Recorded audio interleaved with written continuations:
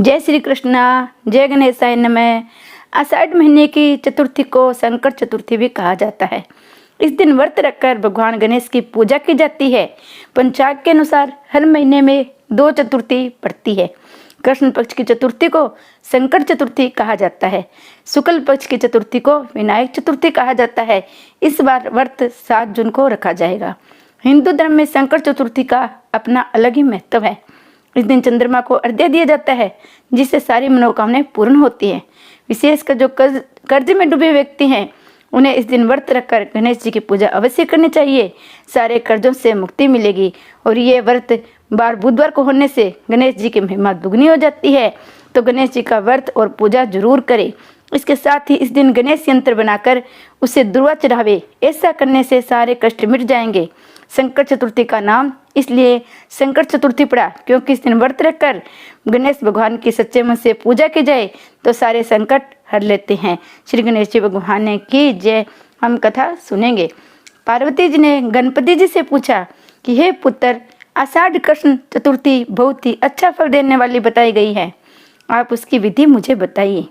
इस माह के गणेश जी का क्या नाम है? उनकी आराधना किस तरह करनी चाहिए? गणपति जी ने उत्तर दिया, हे माता, पहले समय में इस बात को युधिष्ठिर ने पूछा था। उन्हें भगवान कृष्ण ने जो बतलाया था वह मैं आपको बतला रहा हूँ, आप उसे सुनिए। श्री कृष्ण ने कहा कि हे राजन, मैं गणेश जी के प्रिय और विघ्नों को नष्ट करने वाली कथा जिसका पुराणों में वर्णन किया गया है उसे मैं आपको कह रहा हूँ, आप सुनिए। हे युधिष्ठिर, आषाढ़ कृष्ण चतुर्थी गणपति का नाम लंबोदर है। उनका पूजन पहले बताई गई विधि से करें।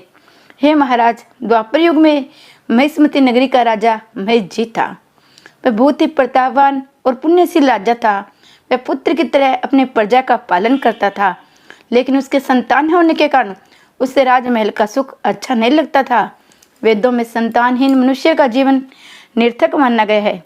यदि संतान रहित व्यक्ति अपने पितृगण को जलदान करता है तो वे उस जल को गर्म जल के रूप में ग्रहण करते हैं। इसी दुविधा में राजा का भूस में गुजर गया। उन्होंने पुत्र पाने के लिए भूस से दान, यज्ञ आदि कार्य को किया, परंतु राजा के पुत्र पैदा नहीं हुआ। युवावस्था बीत गई, बुढ़ापा आ गया। इसके पश्चात राजा ने विद्वान ब्राह्मणों और प्रजा के लोगों से सलाह मशविरा किया।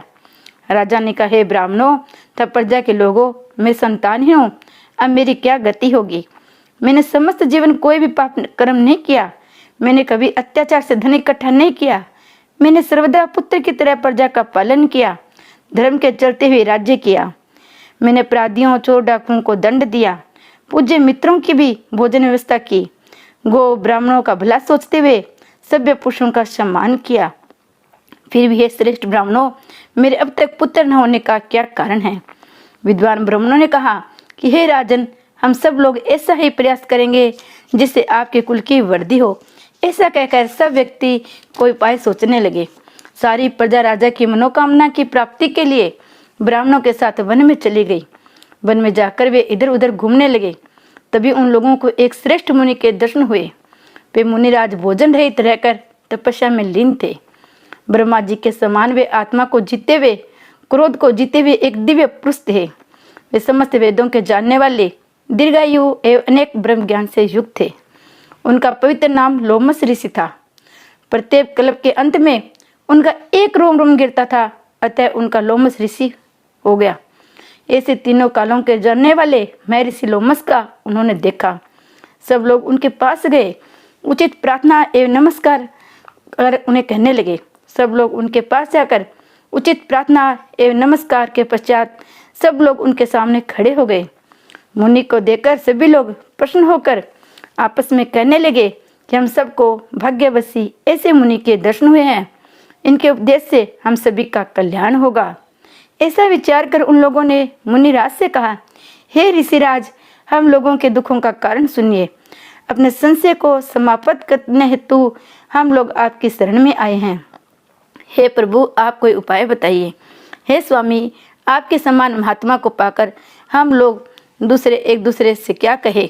आप ब्राह्मण एवं ऋषियों में श्रेष्ठ हैं। आपसे उत्तम कोई दूसरा व्यक्ति हमें दिखाई नहीं पड़ता। मैं ऋषि लोमस ने पूछा, हे महानुभाव, आप लोग यहाँ किस कारणवश आए हैं? मुझसे आपका क्या अभिप्राय है? साफ तौर से कहिए, मैं आपकी समस्त शंकाओं का समाधान करूंगा। तपस्वियों की तपस्या केवल दूसरों का भला करने के लिए होती है। प्रजावासियों ने निवेदन किया, हे ब्राह्मणों में श्रेष्ठ मुनि, हम जिस महान कार्य की प्राप्ति हेतु यहाँ उपस्थित है उसे सुनिए। हम लोग महिष्मती नाम की नगरी में रहते हैं। हमारे राजा महिजित नाम के हैं। वे ब्राह्मणों की रक्षा करने वाले, धर्मात्मा, दानवीर, पराक्रमी एवं मृदुभाषी है। उन्होंने हमारा पालन पोषण किया है, परंतु आज तक ऐसा राजा के कोई संतान पैदा नहीं हुई है। हे प्रभु, माता और पिता तो केवल जन्म देने वाले होते हैं, किंतु राजा ही वास्तव में उनके पालने वाला एवं उनकी उन्नति करने वाला होता है। उसी राजा के हेतु हम इस घने वन में आए हैं। हे द्विज श्रेष्ठ, आप कोई ऐसा उपाय बताइए जिससे राजा को संतान की प्राप्ति हो, क्योंकि ऐसे योग्य राजा के कोई पुत्र न हो, ये बड़े दुख की बात है।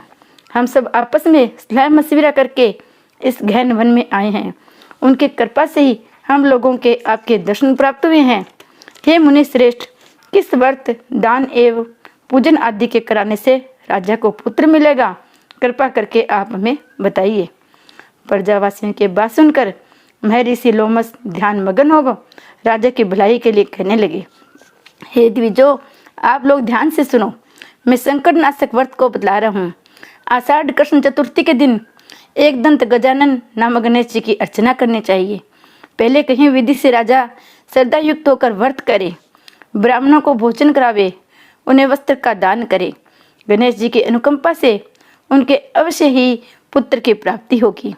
महर्षि लोमस के ऐसा कहने पर सभी लोग हाथ जोड़कर उठ खड़े हुए, सिर झुकाकर उनके चरणों में लेटकर प्रणाम किया।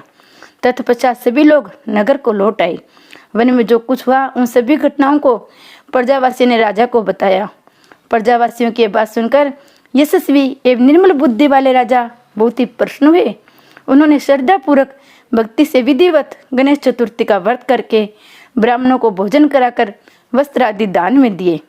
उसमें पश्चात रानी सुदक्षिणा के गर्भवती होने के बाद श्री गणेश जी की कृपा से राजा के यहाँ एक सुंदर और सुलक्षण पुत्र उत्पन्न हुआ।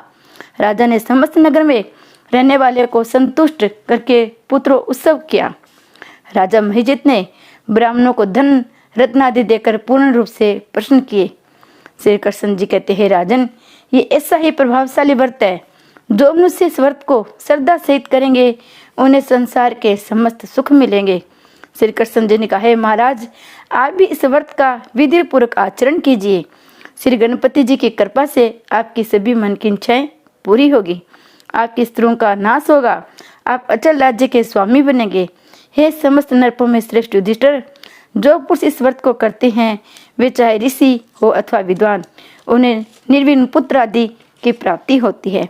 जो व्यक्ति गणेश जी के व्रत की कथाओं को सुनते हैं अथवा सुनाते हैं उनके समस्त कार्य पूर्ण होते हैं। श्री गणेशाय जी की जय। जय गणेश जी महाराज जी की जय। शंकर चतुर्थी के दिन गणेश जी की कथा जरूर सुने। जय गणेश जी महाराज जी की जय।